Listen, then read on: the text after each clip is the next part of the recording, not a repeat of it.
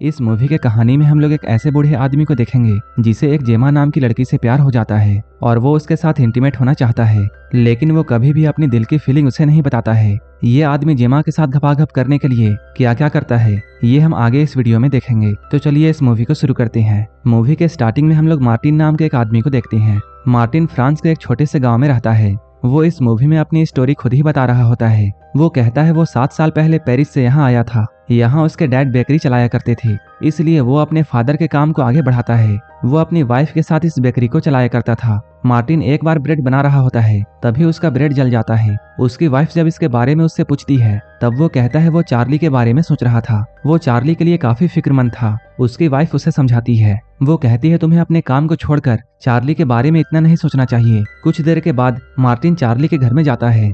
यहाँ पर चार्ली अपनी वाइफ जेमा का सामान जला रहा होता है। जेमा का हस्बैंड उसके सामान को क्यों जला रहा था ये हम लोग आगे देखेंगे। चार्ली जब यहाँ से जाता है तब मार्टिन को यहाँ पर जेमा की डायरी मिलती है। उस डायरी को छुपाकर वो अपने पास रख लेता है। घर आकर जब मार्टिन उस डायरी को पढ़ना शुरू करता है, वहीं से अब ये मूवी शुरू होती है। इसके बाद ये मूवी फ्लैशबैक में जाती है। अभी जेमा की शादी चार्ली के साथ में हो रही होती है और चार्ली जेमा को लेकर इस छोटे से गांव में रहने के लिए आया था। यहीं पर मार्टिन अपने नए पड़ोसियों से मिलता है। यहाँ इन लोगों की बातें होती हैं। चार्ली जेमा को लेकर मार्टिन के शॉप पर जाता है। इधर जेमा मार्टिन के बनाए हुए ब्रेड को टेस्ट कर रही थी, तो उधर मार्टिन जेमा की खूबसूरती को देखकर उसका दीवाना होते जा रहा था। अब मार्टिन उसकी तरफ अट्रैक्ट होने लगा था। शाम में जब मार्टिन अपने घर आ रहा होता है, तभी उसकी मुलाकात जेमा से होती है। बातें करते हुए मार्टिन उसे गार्डन दिखाने के लिए लेकर जाता है। इन फ्लावर्स को देखकर जेमा बहुत खुश होती है। रात में चार्ली मार्टिन के पास में आता है और वो उससे कहता है उसके घर की बिजली चली गई है। इसके बाद मार्टिन उसके घर जाकर उसकी घर की बिजली को ठीक कर देता है।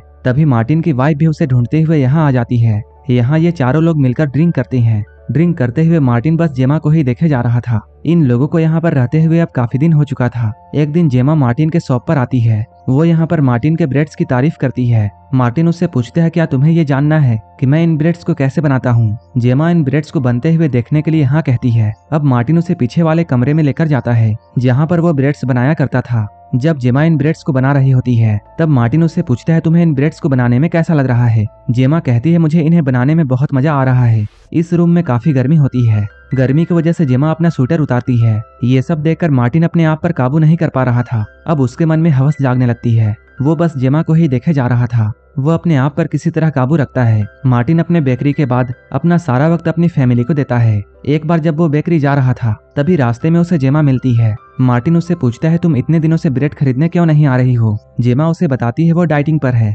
इसलिए उसने कुछ दिनों से ब्रेड खाना बंद कर दिया है। इसके बाद वो उसे गुड बाय कहती है और यहाँ से जाने लगती है।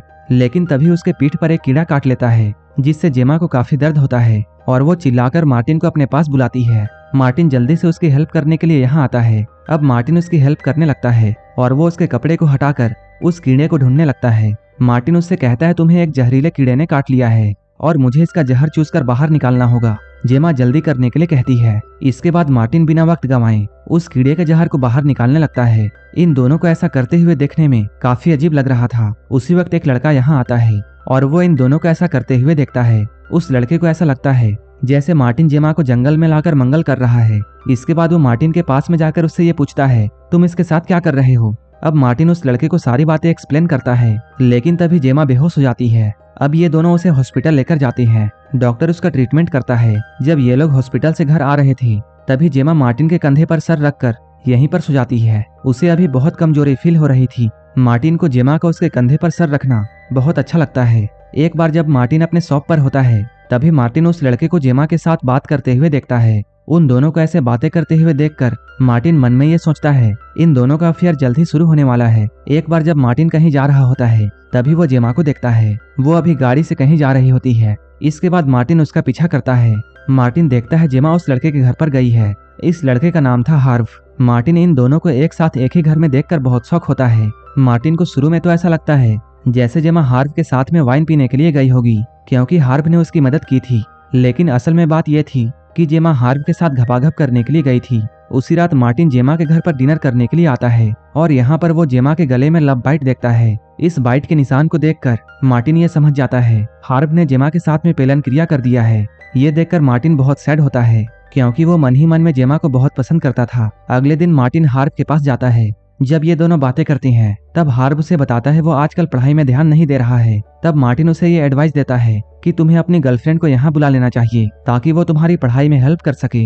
हार्ब जेमा को अपने घर पर बुलाता है। जेमा के यहाँ आते ही मार्टिन बाहर छुप जाता है। जेमा जैसे ही अंदर आती है ये लोग साथ में भयंकर घपाघप करते हैं। इन दोनों के घपाघप कार्यक्रम को देखकर मार्टिन को अब यकीन आ चुका था कि इन दोनों के बीच में अफेयर शुरू हो चुका है। जेमा अब हार्ब के घर पर अक्सर आया करती थी और ये लोग साथ में बहुत एंजॉय करते थे। अब ऐसे ही काफी दिन बीत जाते हैं। एक दिन जेमा मार्टिन के बेकरी पर आती है और वो यहाँ से एक ब्रेड खरीदती है, लेकिन वो ब्रेड का एक टुकड़ा ले जाना भूल जाती है। अब मार्टिन इस ब्रेड को देने के लिए उसके घर पर जाता है, लेकिन जैसे ही वो घर के पास में पहुंचता है उसे कुछ आवाजें सुनाई देती हैं। उन आवाजों को सुनकर वो वहीं पर छुप जाता है। जब वो खिड़की से अंदर देखता है हार्ब और जेमा घपाघप कर रहे हैं। ये दोनों अभी एक दूसरे के काफी करीब थे।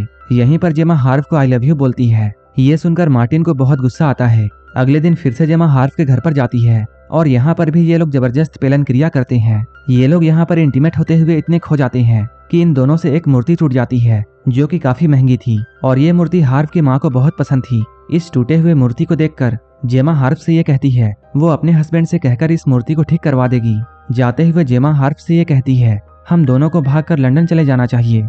इसके बाद हम लोग देखते हैं जेमा को एक लेटर मिलता है। उस लेटर को पढ़ने के बाद जेमा हार्ब से मिलने के लिए जाती है। इधर हार्ब की मॉम जब अपने घर पर आती है तब उन्हें यहाँ पर अपनी कीमती मूर्ति नहीं मिलती है। हार्ब अपनी मॉम को ये बोलता है उस मूर्ति में स्क्रैच आ गई थी, इसलिए उसने उस मूर्ति को पास के एक आदमी को ठीक करने के लिए दिया है। वहीं दूसरी ओर जेमा के पास हार्ब का मैसेज आता है। वो जेमा को ये लिखता है मैं तुम्हारे साथ लंदन नहीं आ सकता हूँ। ये जानकर जेमा बहुत सैड होती है।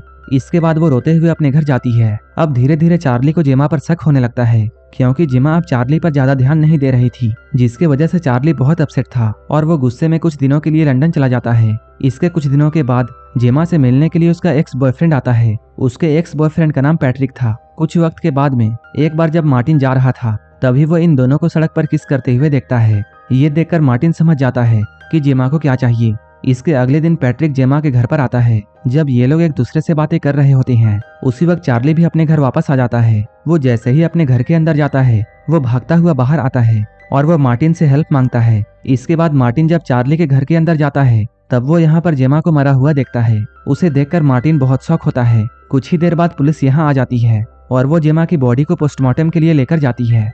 अब जेमा की पोस्टमार्टम की रिपोर्ट आ चुकी है। इस रिपोर्ट से मार्टिन को यह पता चलता है कि जेमा की मौत उसके गले में ब्रेड फंसने से हुई थी। इसके बाद अगले दिन मार्टिन चार्ली को यह बात बताता है। चार्ली कहता है जेमा की मौत उसकी वजह से हुई है क्योंकि जब वो घर के अंदर गया था तब उसने पैट्रिक को जेमा के साथ पीछे से घपाघप करते हुए देखा था। पैट्रिक को ऐसा करता हुआ देखकर उसे ऐसा लगा जैसे पैट्रिक जेमा के साथ में जबरदस्ती कर रहा है और वो पैट्रिक के साथ में फाइट करने लगता है और इसके बाद वो पैट्रिक को मारने लगा था। ये दोनों यहाँ पर बातें कर ही रहे होते हैं तभी पैट्रिक भी यहाँ आ जाता है और वो इन दोनों को ये बताता है जब मैं और जेमा उस घर में थे तब जेमा ब्रेड खा रही थी और मैं उसके पीछे से उसे किस करने लगा था, जिसकी वजह से जेमा के गले में ब्रेड फंस गया और जब मैं उस ब्रेड को निकालने की कोशिश कर रहा था तभी वहां पर चार्ली आ जाता है और इन दोनों के बीच में कंफ्यूजन की वजह से लड़ाई होने लगती है। ये दोनों लोग आपस में लड़ने में इतने बिजी हो गए कि इन दोनों को जेमा का जरा भी ख्याल नहीं आया और यहीं पर जेमा की मौत दम घुटने से हो जाती है और यहीं पर इस मूवी के फ्लैशबैक की कहानी खत्म होती है। अब ये मूवी फिर से प्रेजेंट टाइम में आती है।